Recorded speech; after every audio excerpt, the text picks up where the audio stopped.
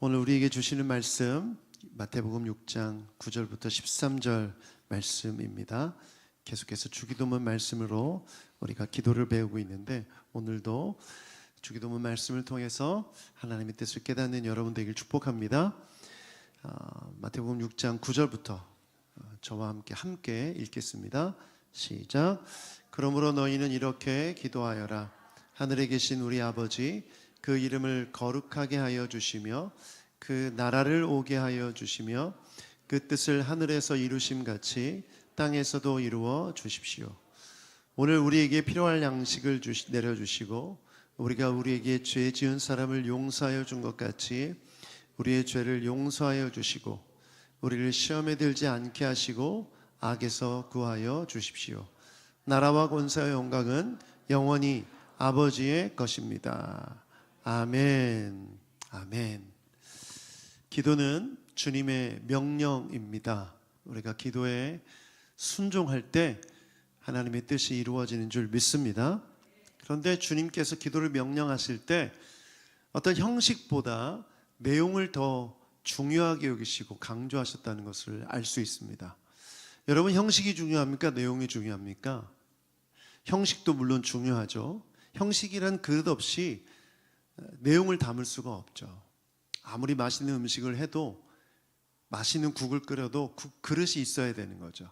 그런데 문제는 형식 안에 담긴 이 내용을 우리가 집중해서 이 내용을 좀 더 우선순위에 두고 생각해야 하는데, 시간이 흐르다 보면 형식이 더 중요하게 여겨지는 거예요, 내용보다. 그래서 어떨 때는 그 형식 때문에 내용이 변질되기도 하죠. 예수님 당시 유대인들의 기도가 그런 거였어요. 기도의 본질, 기도의 내용보다 그들이 해오던 기도의 습관, 기도의 형식이 더 내용보다 우선되었던 것이죠. 제가 예배에 대해서 많은 강의를 하지만, 여러분, 예배에 대해서 우리가 이해할 때 성경에 보면 예배 순서가, 형식이 정형화되어 있습니까? 아니면 어떤 언급도 없습니까? 어떤 언급도 없죠. 예배의 본질만 가르쳐 주셨지, 예수님께서 예배의 형식은 규정하지 않으셨어요. 이것은 무엇을 의미하냐면, 사람들이 그 형식에 얽매여서 본질까지도 문제가 될 수 있기 때문에 예수님께서 예배의 형식을 규정하지 않으신 거라고 우리가 볼 수 있습니다. 그렇게 본다면 우리가 기도에 대해서 배울 때 기도의 형식보다 기도의 내용, 그 본질이 무엇인지를 배우고 깨닫는 것이 중요한 것인 줄 믿습니다. 그래서 예수님께서 주기도문을 가르쳐 주실 때 가장 먼저 호칭을 정리해 주셨죠. 기도의 대상. 기도의 대상은 누굽니까? 하늘에 계신 우리 아버지. 그 다음에 구하는 것이 주님의 이름, 그리고 나라, 그리고 뜻을 구하고, 그 다음에 지난주에 나눴던 일용할 양식을 구하고, 오늘 나누게 될 죄의 용서를 구하는 것입니다. 예수님께서 우리에게 기도를 가르쳐 주실 때 그 내용이 무엇인지를 가르쳐 주셨고, 무엇이 가장 우선순위에 있어야 되는지 그것을 가르쳐 주고 계시죠. 그래서 지난주에 나눈 것을 복습하면, 우리가 하나님 앞에 일용할 양식을 구해야 되는 이유가 뭐냐? 세 가지를 배웠죠. 첫 번째, 하나님과의 소통, 하나님 아버지와의 소통 때문이다. 두 번째, 우리를 아버지 하나님의 돌보심 가운데 두시기 위해, 은혜를 경험하기 위해. 세 번째, 훈련, 우리를 하나님의 자녀로서 이 세상을 살아가는데 가르치시기 위해 일용할 양식을 구하라고 말씀하신 줄 믿습니다. 아멘.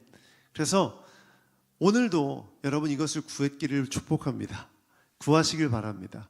오늘 필요한 양식을 주시옵소서. 그리고 이 양식에 감사로 기도하며 나아가는 여러분 되길 축복합니다.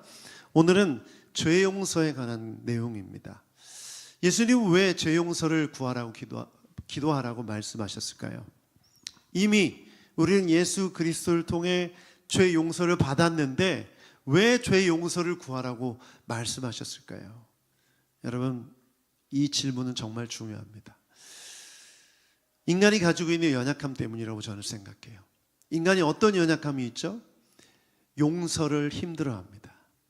우리가 예수님께서 죄 용서를 구하라고 말씀하셨을 때 죄라는 단어에 집중하지 마시고 용서라는 단어에 포커스를 맞추셔야 돼요.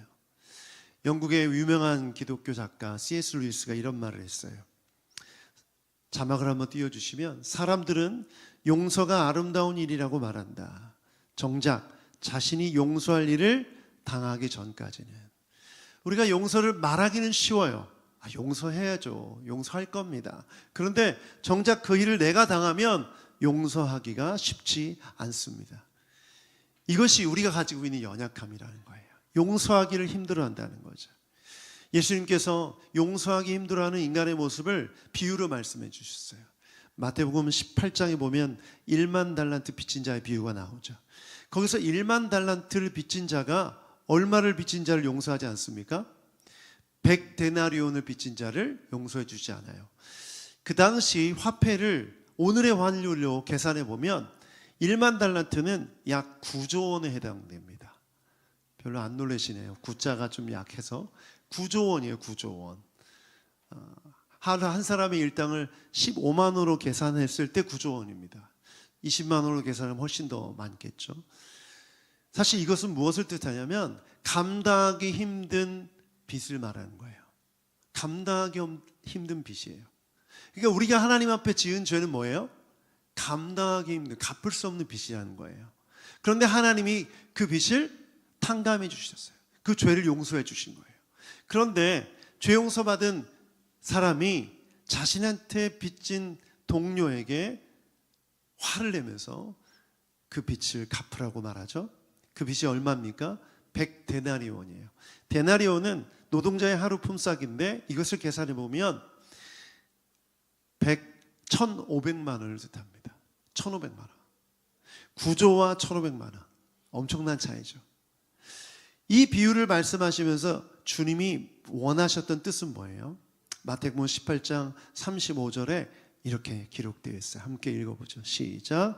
너희가 각각 진심으로 자기 형제 자매를 용서해 주지 않으면 나의 하늘 아버지께서도 너희에게 그와 같이 하실 것이다.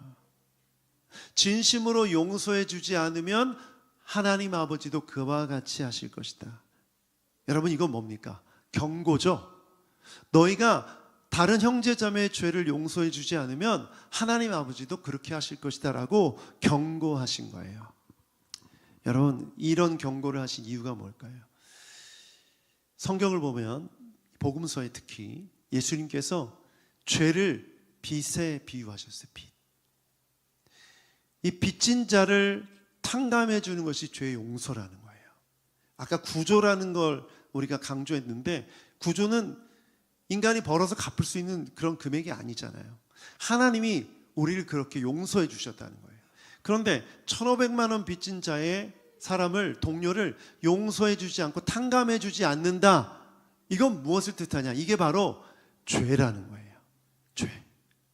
여러분, 죄의 정의를 이야기할 때 우리가 지난 말씀 집회를 통해서 배웠죠? 하나님 자리를 차지하려는 것이 죄예요. 그래서 창세기에 보면 마귀가, 사탄이 우리를 유혹할 때, 인간을 유혹할 때 뭐라고 말합니까?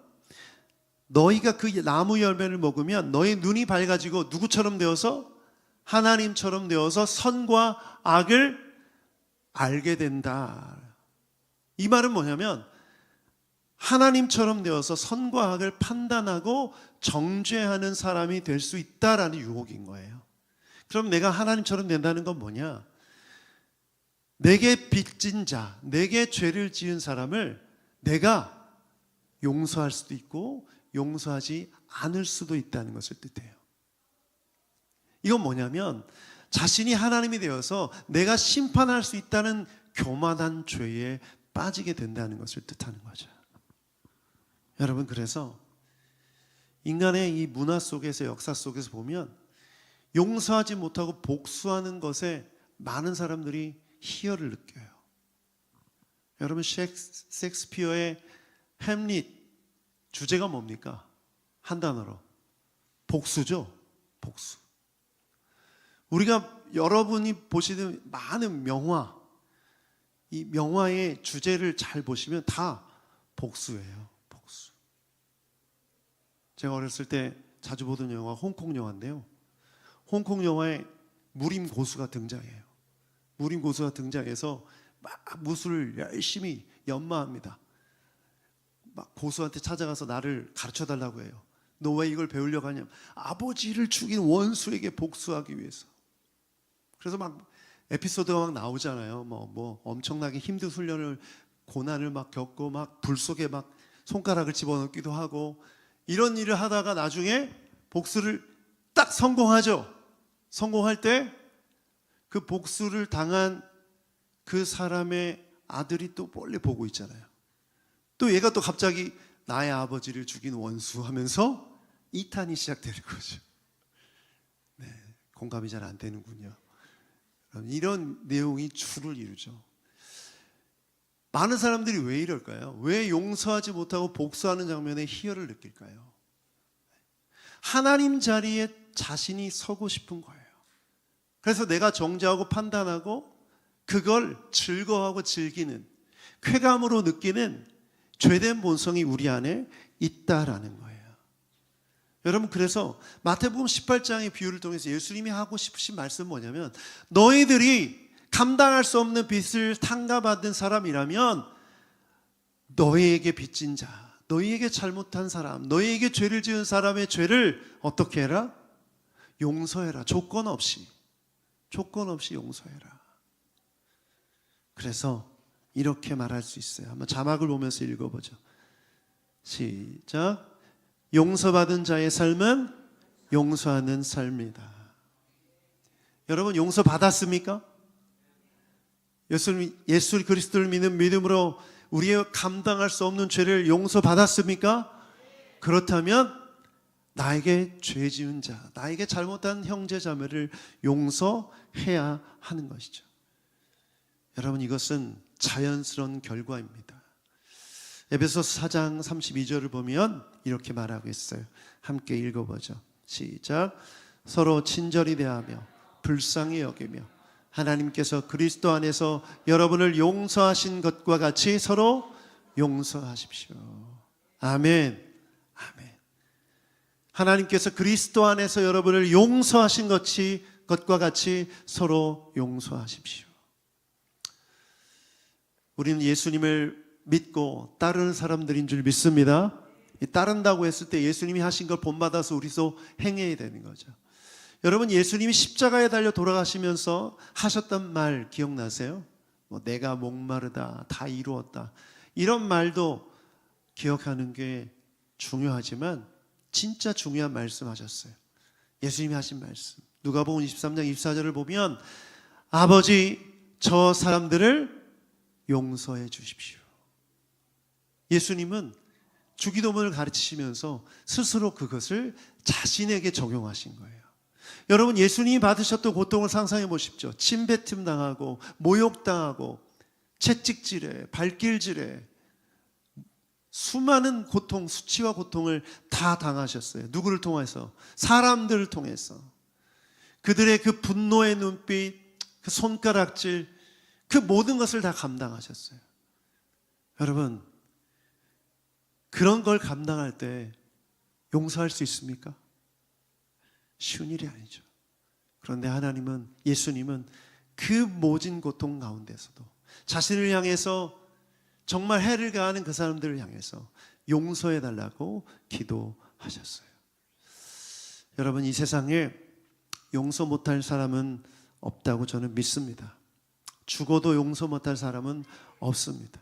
그래서 이것을 가르쳐 주시기 위해 예수님께서 그 모습을 보여주셨고 그렇게 살게 하라고, 살라고 말씀하시는 것입니다. 저도 이 말씀 앞에 이렇게 받았고 여러분에게 전하고 있지만 제 스스로 한번 돌아봤어요. 나는 정말 이게 가능한가? 만약 내가 누군가 나에게 정말 억울한 일을 당하게 하고 모욕하고 침뱉고 욕한다면 그 사람을 내가 용서할 수 있는가 돌아봤어요. 그런데 어렵더라고요. 쉽게 내가 그 일을 당한 다음에 그렇게 할 수 있다고 자신있게 말하기가 어렵더라고요. 여러분, 그래서 우리는 누구를 의지하는 자입니까? 예수님을 의지하는 자입니다.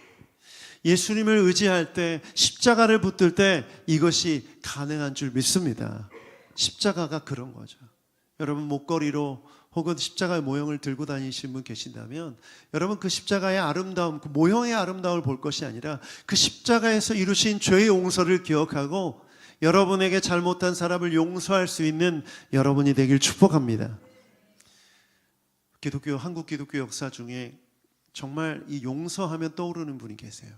손영원 목사님이시죠.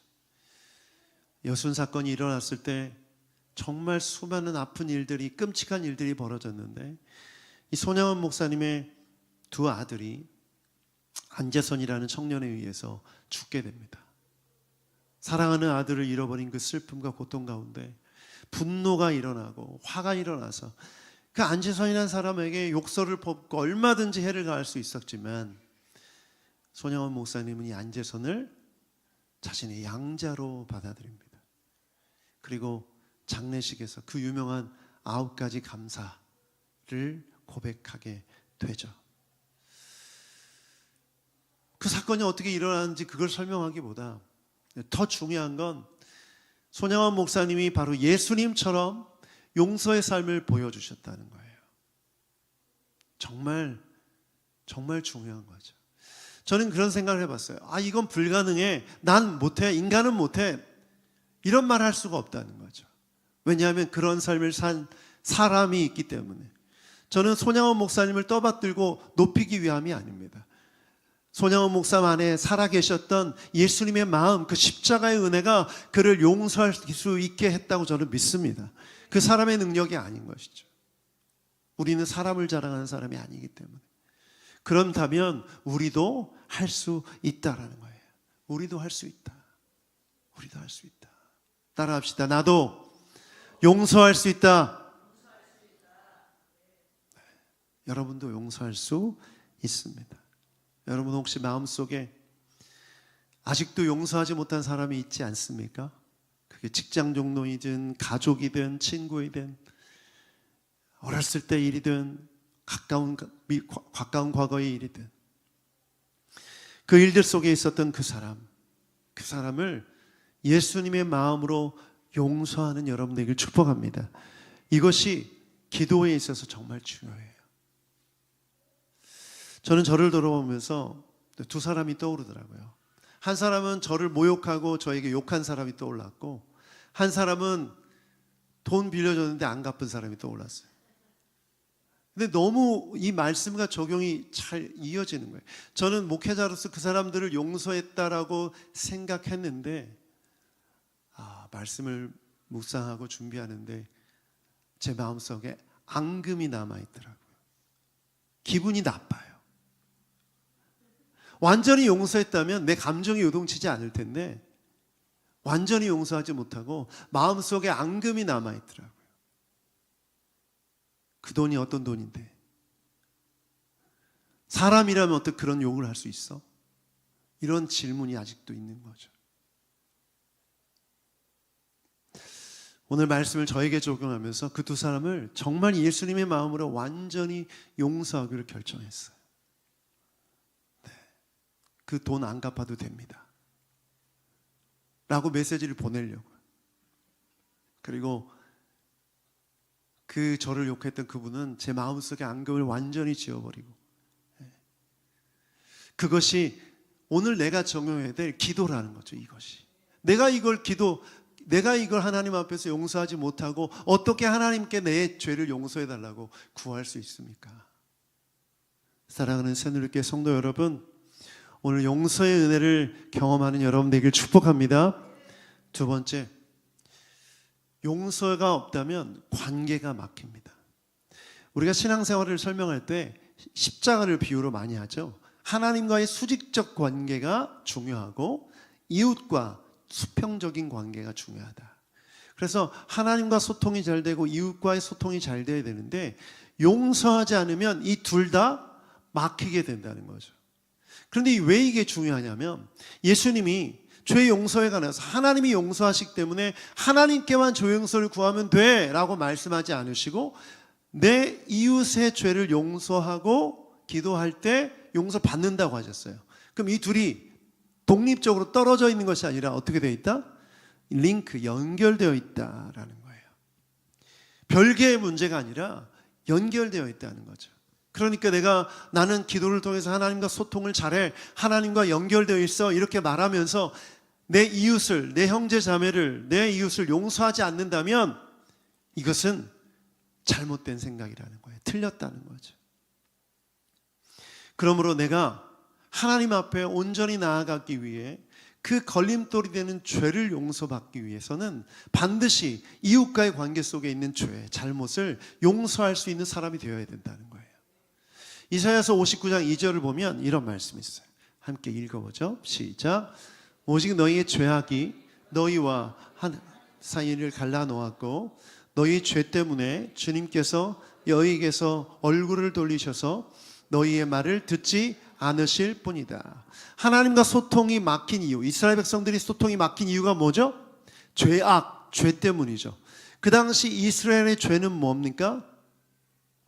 하나님 앞에 우상 숭배하고 하나님을 섬긴다고 했던 거죠. 그런데 그것만 있었던 것이 아니에요. 하나님을 배신하고 우상 숭배한 것만 있었던 것이 아니라 이웃의 죄, 사람들의 죄를 용서하지 않았기 때문이에요. 그래요. 그래서 마태복음 18장 21절 22절을 보면 베드로가 예수님께 이렇게 질문해요. 형제가 내게 죄를 범하면 몇 번 용서해야 됩니까? 7번입니까? 라고 질문해요. 그랬더니 예수님이 뭐라고 대답하시죠? 7번뿐만 아니라 7번을 70번까지 해야 한다라고 대답하세요. 당시 유대인들은요, 죄 용서를 몇 번까지 한다고 생각했냐면 3번까지. 1번, 2번, 3번. 3번까지 용서하고 그 다음 용서하지 않는 거예요. 그런데 베드로는 7번이라고 물어봤어요. 4번을 더한 거죠. 그러니까 베드로 입장에서는 굉장히 아량이 넓고 굉장히 칭찬받을 만한 질문을 한 거예요. 예수님이 7번 좋아, 너는 아주 훌륭하다 라고 말씀하실 줄 알았어요. 그런데 그렇지 않다. 7번을 몇 번? 70번을 더할 정도로. 그렇다면 490번인가? 이런 생각이 드시는 분들 계시겠죠. 계산이 빠른 분들은. 여러분, 7이라는 숫자는 완전 숫자죠. 그리고 70이라는 숫자는 뭐예요? 충만함을 상징하는 숫자예요. 7이라는 숫자, 충만함을 상징하는 70이라는 숫자. 완전히, 충만히, 즉 셀 수 없을 정도로 계속해서 용서하라는 뜻이에요. 여러분, 이것은 무엇을 뜻할까요? 유대인들이 율법을 지킨다고 하면서 그 기준으로 사람들을 정죄하고 판단하는 건 이를 계속해서 해왔던 거예요. 이웃을 율법의 기준으로 판단하고 하나님처럼 정죄할 때 이웃과의 소통이 막히게 되었고, 그리고 하나님과의 소통까지도 막히게 된 거예요. 그래서 예수님께서 기도를 통해서 너희는 이웃의 죄를 용서하고 하나님 앞에 죄 용서를 기도하라고 말씀하시는 것이죠. 여러분, 그래서 마음속에 내 기준을 통한 이 장부를 없애야 돼요. 저 사람 또 저러네, 나한테 또 욕했어. 사람들에 대해서 판단하고 정죄하는 그 기록하는 장부를 없애라는 거예요. 1번, 2번, 3번 이걸 세고 있지 말라는 거예요. 그런 마음이 들 때라도 바로 그 즉시에서 용서할 때 지워지는 거예요. 쓸 것이 없어지는 거죠. 특별히 이웃에 대해서, 사람들에 대해서.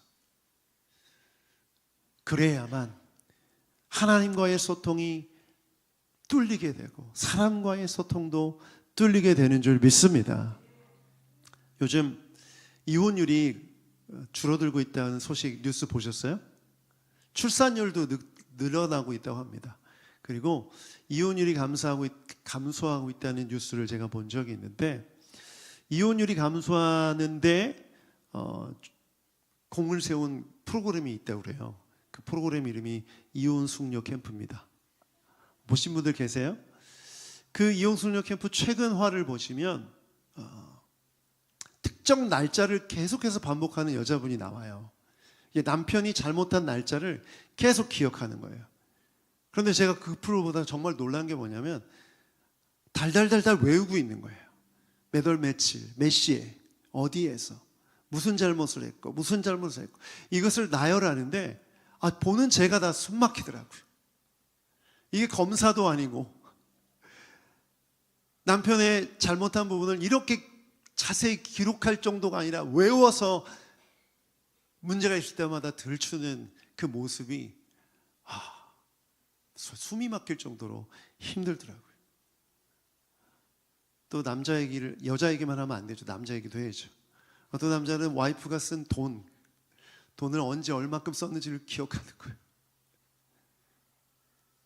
자기가 쓰고 있는 것은 기억하지 않은 채 아내가 쓰는 돈만 기억하는 거예요. 얼마짜리 백을 샀고 백을 싼 게 아니라 샀고 언제 어디로 여행을 갔고 돈을 얼마 썼고 이걸 기억하고 있는 거예요. 여러분, 부부인 여러분 다 지워버리길 바랍니다. 다 지워버리길 바랍니다. 기록해서 협박하는 용도로 쓰지 마시고 예수님의 마음으로 용서하길 바랍니다. 부부싸움 할 수 있죠. 그런데 과거를 들추는 사람이 없기를 바랍니다. 결혼 전 일부터 이러면 인생이 어려워져요. 여러분, 사람과의 관계가 막히면 어떻게 돼요? 하나님과의 관계도 막히는 거예요. 그 분노와 그 증오와 그 나쁜 마음을 가지고 어떻게 하나님의 선하심을 바라보고 하나님의 용서를 바라보고 날 용서해 주십시오라고 기도할 수 있겠습니까? 다 막히는 거예요. 다 막히는 거예요. 그래서 한계 없이 용서에 대한 이유를 반드시 기억할 때 우리는 하나님과 나를 한없이 용서하시고 나를 사랑하시는 주님과 온전한 소통을 이루게 되고 그 마음을 받아서 나와 함께하는 사람들과 온전한 용서를 경험하며 살아갈 수 있는 줄 믿습니다. 가늠하다 잡힌 여인이 예수님 발 앞에 놓여지고 사람들이 분노 가운데 돌을 들어서 치려고 했죠. 여러분, 유대인들이 율법을 정말 잘못 이해한 게 뭐냐면 죄 지은 사람을 죽이는 방식 또 분리시키는 방식으로 자신들의 거룩함을 지키려고 했어요. 마치 집 안에 쓰레기가 있으면 쓰레기를 빨리 버려야 되잖아요. 분리시켜야 되는 것처럼 사람을 그렇게 여긴 거예요. 그런데 여러분, 율법의 정신이 무엇입니까? 예수님이 말씀하셨죠. 사랑이에요. 하나님을 사랑하고 이웃을 사랑하는 거죠. 그 사랑으로 율법을 해석하지 않고 정죄와 분노와 복수로 해석하면 인간관계는 다 깨지고 망하는 거예요. 아주 그냥 천하게 여기는 거죠. 그 당시 목동이나 안식일을 지킬 수 없었던 그런 직업을 갖고 있는 사람들을 사람 취급하지 않았죠. 여러분, 이런 모습들이 다 뭘 뜻해요? 이웃과 분리된 채 하나님을 사랑하고 하나님과 소통한다고 말하는 것이 얼마나 잘못된 것인지를 보여주는 거죠. 그래서 여러분, 우리가 인생을 살아가면서 내가 저 사람은 나한테 안 맞아, 나를 힘들게 해, 그래 배제, 멀리하고 안 만나고 대화조차 하지 않고 너는 나에게 잘못했어, 그래 너는 아웃이야, 이렇게 사람들을 지우면서 배제하면서 살아가는 것이 신앙생활이 아니라는 거죠. 내게 잘못한 사람을 용서하고 품어줄 때 그 사람 가운데 하나님의 은혜가 나를 통해서 흘러가고 나타나게 되는 것. 여러분, 이것이 하나님께서 우리에게 원하시는 진정한 용서의 모습인 줄 믿습니다. 유대인들은 막 분리하고 내쫓고 죽이려고 할 때 예수님은 용서하시고 품어주셨죠. 너희 중에 죄 있는 자가 먼저 돌로 쳐라. 아무도 그 일을 행할 수가 없었어요. 죄 없는 자가 돌로 쳐라. 그런데 아무도 행할 수가 없었어요. 자기도 죄가 있다는 걸 알기 때문에. 그러므로 우리가 누군가를 용서할 자격도 없지만 내가 용서받아야 될 죄인이라는 생각을 먼저 한다면 우리는 그 누구도 정죄하거나 판단하거나 복수할 수 없는 사람인 줄 믿습니다. 요한일서 4장 20절 말씀 함께 읽어보죠. 시작. 누가 하나님을 사랑한다고 하면서 자기 형제 자매를 미워하면 그는 거짓말쟁이입니다. 보이는 자기 형제 자매를 사랑하지 않는 사람이 보이지 않는 하나님을 사랑할 수 없습니다. 여러분, 거짓말쟁이가 되지 마셔야 돼요. 하나님을 사랑한다고 우리가 찬양 고백하잖아요. 막 노래하고 정말 황홀경에 집중하고 막 눈물 흘리고 그러면서 예배 끝나자마자 누군가를 뒷담화하고 욕하고 용서하지 않는다면 거짓말쟁이다라는 거죠. 가짜라는 거예요. 여러분, 초대교회 당시에 영지주의자들이 있었어요. 이 사람들은요, 어떤 사람들이었냐면 자신들이 깨달은 지식, 자신들이 알고 있는 이 모든 것들이 전부라고 생각했어요. 그래서 기성교회를 비판하고 비난하고 정죄했어요. 그 사람들이 바로 요한일서에서 말하고 있는 하나님을 사랑한다고 하면서 형제자매를 미워하던 사람들이었던 거예요. 영지주의자를 뜻해요. 그들이 자신만이 복음을 깨달을 수 있고 자신만이 성경을 해석할 수 있고 자신만이 깨달은 것이 전부라고 말하며 기성교회를 비판하고 성도들 비난했던 사람들이에요. 그들 안에 뭐가 없다? 하나님을 향한 사랑이 없고 그 사랑 안에서 해야 할 용서가 없었던 것이죠. 그래서 교회 공동체는 너무나 큰 혼란에 빠졌어요. 그들이 주장하던 그 지식이 아무리 옳다고 여겨도 이웃을 용서하지 않고 품어주지 않는 사람의 신앙은 온전한 신앙이 될 수 없는 줄 믿습니다. 그래서 여러분, 하나님과 소통한다고 하면서 이웃을 용서하지 않는 죄를 범하지 않기를 주님의 이름으로 축복합니다. 말씀을 마무리하면서 교회라는 곳을 한번 생각해 보기 원해요. 여러분, 교회 어떻습니까? 제가 제 친구들 중에 좀 잘났다는, 소위 잘났다는 친구들에게 복음을 전한 일이 있는데, 교회에 대한 인상을 이렇게 얘기하는 거예요. 교회는 루저들이 가는 데 아니냐. 친구니까 뭐 대놓고 얘기하는 거죠. 아니, 자신의 신념과 능력과 노력을 의지하지 않고 뭐 신을 의지한다고 하지만 거기 가서 눈물을 흘리고 콧물을 흘리고 자기의 못난 거 서로 얘기하면서 뭐 이렇게 우쭈쭈쭈 해주고 뭐 그런 거 아니냐. 고개를 끄덕이시면 안 돼요. 맞아요. 맞습니다. 우리 그런 사람들이잖아요. 그렇죠? 우리 부족하잖아요. 우리 연약하고. 여러분, 우리가 이것을 절대 놓치지 말아야 돼요. 하나님 앞에서 비록 우리가 연약하고 부족하지만, 죄인들이지만 하나님 아버지는 우리를 한없는 사랑으로 용서해 주신다. 그렇기 때문에 우리가 과거에 나의 연약하고 부족한 모습이 있을지라도 현재 내게 허락하신 용서의 은혜를 경험하고 살아갈 수 있다면 그 사람은 진정한 성도며 진정한 하나님의 자녀인 줄 믿습니다. 저에게 그 말했던 그 친구는 언젠가 분명히 깨닫게 될 거예요. 자신이 생각이 틀렸다는 것을. 이 땅 위에 많은 사람들이 자기가 잘난 맛에 사람들 정죄하며 판단하며 살아갑니다.